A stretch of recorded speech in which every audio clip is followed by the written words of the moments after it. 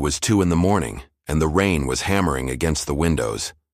Aaliyah was all alone in her new house, surrounded by unpacked boxes and the unsettling quiet that comes with an old building.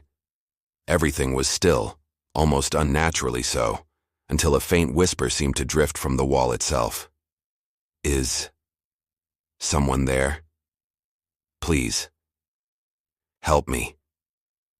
Aaliyah froze, her breath catching in her throat. She tried to convince herself it was just the wind, or her mind playing tricks on her in the dead of night. But then, the voice came again, clearer this time, laced with a desperate chill. "I'm here, behind the wall." Her heart started pounding against her ribs like a drum. She fumbled for her phone, her fingers shaking as she turned on the flashlight. The beam cut through the darkness, landing on the old exposed brick wall in the living room. As she crept closer, she reached out and placed her hand on the cold surface. That's when she felt it. One of the bricks shifted, just slightly, as if someone had pushed it from the other side.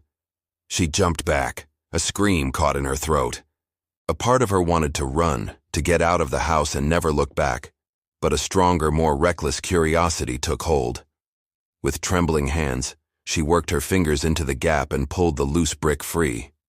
Peering into the dark cavity, her flashlight beam landed on a small, old doll. It was covered in a thick layer of dust, its clothes were tattered, and a dark red stain marred the porcelain next to its glassy eye. The moment her fingers brushed against its ragged dress, the whisper was no longer in the wall. It was right beside her ear, a cold breath against her skin. "Why did you wake me up?" In that instant, the flashlight flickered and died. Her phone screen went black. The entire house plunged into an absolute suffocating darkness. The rain outside seemed to stop, and a heavy waiting silence fell over everything. The next morning, neighbors noticed her front door was wide open.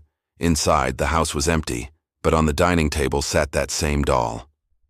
This time, its little glass eyes were dripping with a thick, dark liquid that looked chillingly like blood. And on the wall, scratched deep into the plaster, were the words, "Now it's your turn." The house has been locked up ever since. But the locals say if you dare to stand close to that wall late at night, you can still hear a faint, desperate whisper, carried on the wind, saying, "I'm here, behind the wall."